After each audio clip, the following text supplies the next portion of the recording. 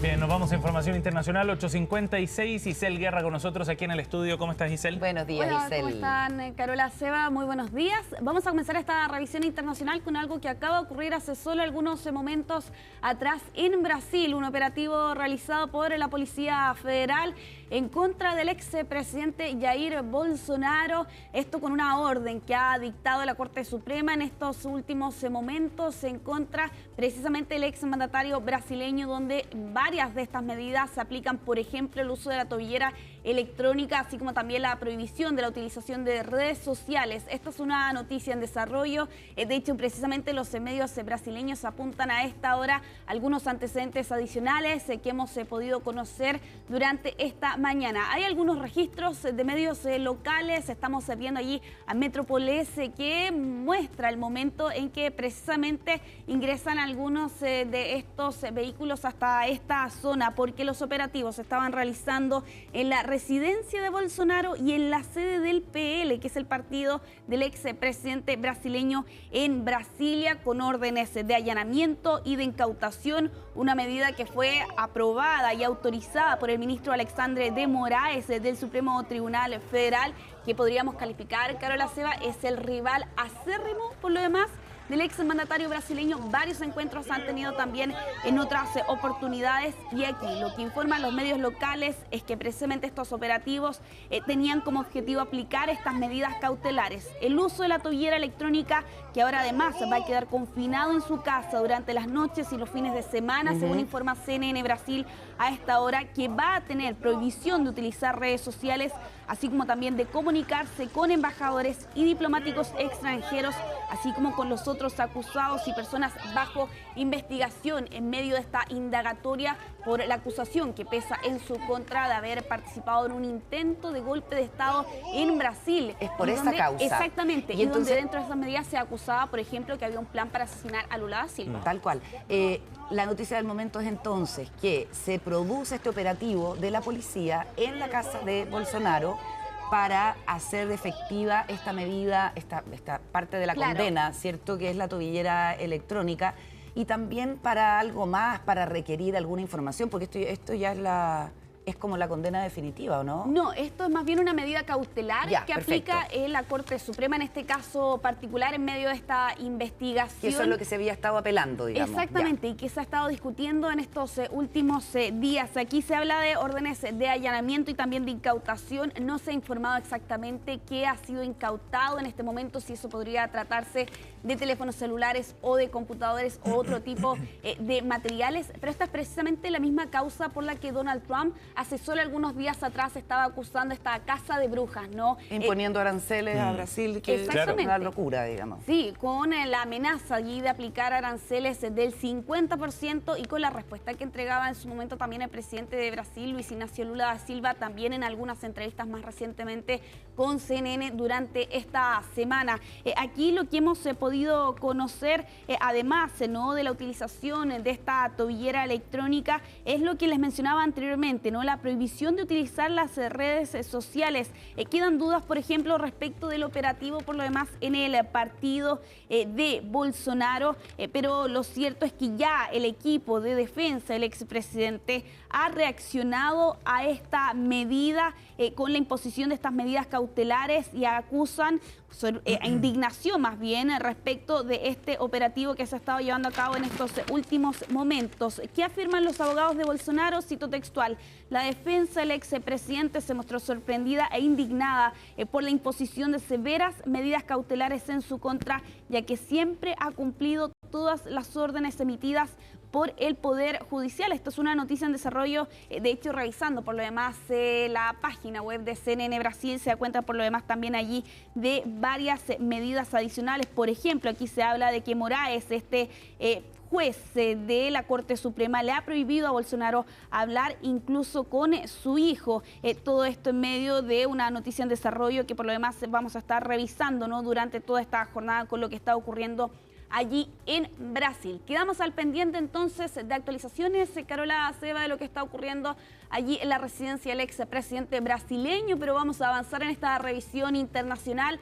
Ha sido bastante noticiosa esta mañana por lo demás y vamos a continuar en Estados Unidos, porque recientemente Donald Trump ha informado que le ha solicitado a la fiscal general de Estados Unidos, Pam Bondi, liberar los testimonios relacionados a lo que ha ocurrido en este proceso judicial, particularmente las transcripciones del gran jurado en este caso de tráfico sexual que enfrentó en su momento Jeffrey Epstein.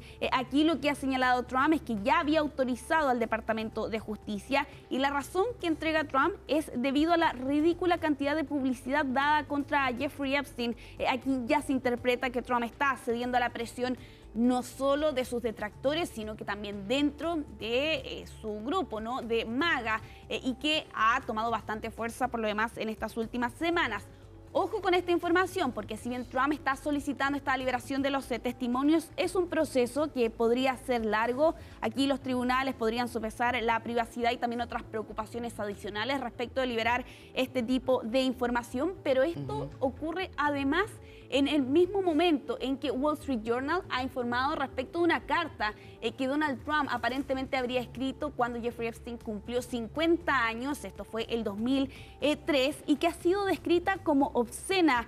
Aquí lo que se menciona respecto de esta carta es que era un mensaje personal escrito a máquina y que al final tenía escrita la siguiente frase: feliz cumpleaños y que cada día sea otro maravilloso secreto, incluyendo además un dibujo, la silueta de una mujer desnuda, esto para ser parte de un álbum del cumpleaños número 50 de Jeffrey Epstein, que habría sido compilado por Ghislaine Maxwell, que es otra de las investigadas detrás de este caso, que ha tomado bastante notoriedad en estos últimos días debido a las presiones que están surgiendo dentro de los propios adherentes de Donald Trump para que se publique más información. Y eso es lo más interesante, que la presión viene desde MAGA, digamos, ¿no?, del movimiento que apoya a Donald Trump. No es el mundo demócrata, ni es la oposición, viene desde el mismo sector que respalda a Donald Trump. Y eso hace más interesante políticamente también por las consecuencias que puede tener el caso. Sí, al menos en el caso particular de esta carta que informaba el medio estadounidense Wall Street Journal el día de ayer, Trump ya reaccionaba rápidamente por lo demás a esa información. Él negó que fuera el autor de este homenaje, como ha sido calificado, incluso acusó que esta nota era falsa. Trump, a través de sus redes sociales, particularmente Truth Social, aseguró que se lo había dicho personalmente a Rupert Murdoch y la editora en jefe del Wall Street Journal, y todo esto cuando además ha denunciado y ha mencionado que va a presentar una demanda incluso por la supuesta publicación o la información detrás de esta carta en el cumpleaños número 50 del pedófilo convicto que murió en 2019 y cuyos antecedentes respecto de su caso y también por lo demás de su muerte siguen hasta este momento generando varias preguntas. Bueno, es la respuesta entonces de Trump a esta carta que ha sido publicada el día de ayer. Todo esto cuando por lo demás Trump en respuesta entregaba esta medida, la de solicitar la liberación de los testimonios del gran jurado detrás de este proceso judicial. Vamos a avanzar. El día de ayer les informamos respecto de un ataque a la Iglesia Católica en la Franja de Gaza, que lamentablemente dejaba 3 personas fallecidas y varios heridos en ese hecho. Bueno, Israel ha reaccionado por lo demás a esa medida, a esa acción que ha sido condenada bastante, ¿no?, en estas últimas horas, y lo que ha asegurado precisamente las fuerzas de defensa de Israel, pero particularmente el primer ministro Benjamín Netanyahu, es que lamentan por lo demás ese hecho que ocurría en la jornada anterior. Aquí el comunicado que está relacionado por lo demás al primer ministro menciona lo siguiente: lamenta profundamente que una munición perdida alcanzara a la iglesia. Sigue cada vida inocente perdida, es una tragedia. Compartimos el dolor de las familias y de los fieles, informando que se está investigando este incidente y que siguen comprometidos a proteger a los civiles y los lugares sagrados. Lo cierto es que detrás de este comunicado de Netanyahu también hay otra explicación adicional que entrega las fuerzas de defensa de Israel, que hablan de una investigación inicial sobre informes relativos a heridos de la iglesia de la Sagrada Familia en la ciudad de Gaza y que sugiere que fragmentos de un proyectil disparado durante una operación en la zona impactaron por error en esta iglesia y que por tanto la causa de este incidente está bajo investigación. Lo cierto es que 3 personas perdieron la vida ayer precisamente por este hecho, donde incluso algunos de los relatos hablaban directamente de un tanque que estaba presente por lo demás ahí en la zona. Esta es la respuesta de Israel entonces al día siguiente. Y es un tipo de respuesta que hemos escuchado también cuando, por ejemplo, se atacó este convoy de ayuda humanitaria para alimentar a las personas refugiadas en Gaza. Y se ha escuchado también en otros momentos, cuando de alguna manera es como un daño colateral, ¿cierto? Así lo trata de explicar Israel, pero la verdad es que eso contradice versiones como la que tú estás indicando, que aparentemente fue un tanque el que directamente disparó contra esta iglesia. Entonces cuesta creer en la buena fe o las declaraciones de que esto fue un error por parte de Israel.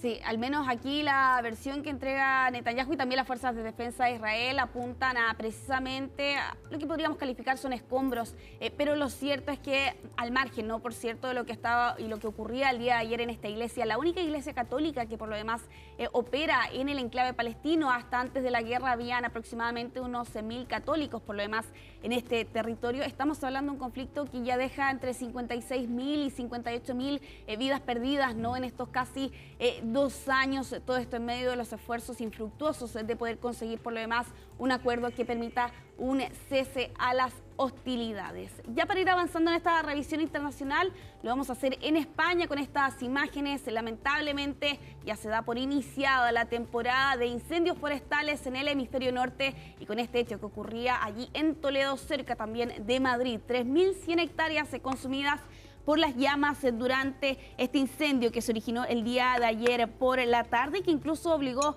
a evacuaciones de decenas de personas en las últimas horas. Ya se reportan daños en al menos 30 propiedades, pero específicamente los exteriores de estas residencias, también algunas fachadas y jardines como parte de los efectos de este incendio forestal que ocurría el día de ayer y que ha consumido 3.100 hectáreas de pasto y de superficie agroforestal, según informaban hoy más temprano las autoridades locales. Afortunadamente, dentro de todo y pese a la gravedad de esas imágenes, las autoridades han informado que este incendio ya está estabilizado, que si bien quedan algunos puntos calientes por combatir, lo peor ya ha pasado. De hecho, esa sin duda era una de las frases principales que utilizaban hoy más temprano las autoridades españolas. La evolución es favorable, esperan que hoy quede completamente extinguido este incendio, Carola, pero de todas formas aquí se da cuenta, ¿no? Por lo demás de lo que ha estado enfrentando el hemisferio norte en estas últimas semanas,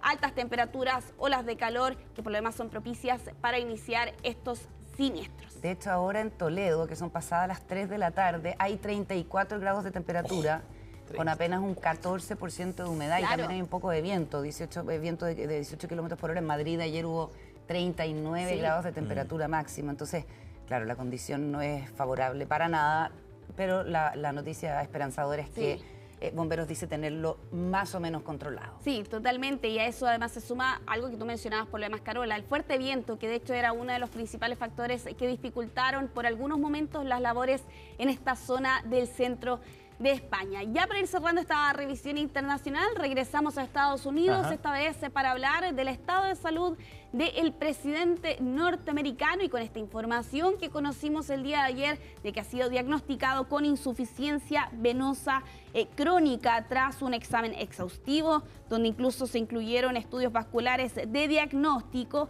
y después de que Trump notara una leve hinchazón en la parte inferior de una de sus piernas. Aquí lo que se ha informado por parte de los medios locales es que no hay signos de trombosis venosa profunda, pero sí de este padecimiento, ¿no? Que es la insuficiencia venosa crónica, que es una afección bastante común entre personas mayores. Trump tiene 79 años. Los especialistas mencionan que a partir de los 70 esto es algo que efectivamente las personas se pueden enfrentar y ocurre cuando las venas de las piernas no pueden transportar adecuadamente la sangre de regreso al corazón, por eso se acumula por lo demás la sangre en las piernas. Hay algunos tratamientos, medias de compresión, también algunos ejercicios, pero la gran pregunta que se hacen por estas horas, Carola, Seba, los especialistas es ¿qué exactamente está originando este diagnóstico de insuficiencia venosa crónica? ¿Qué hay detrás precisamente de este efecto que se está notando en la salud del presidente?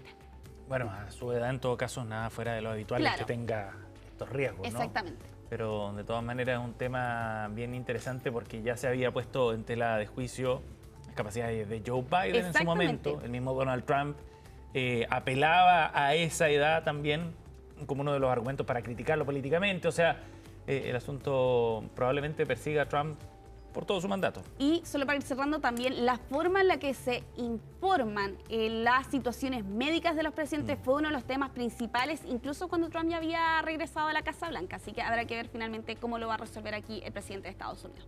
Muy bien, Isel, seguimos en contacto contigo. Que estén bien. Chao, Isel. Nos vemos. Nos vamos a ir a la pausa, 9:11, ya volvemos con CNN Chile.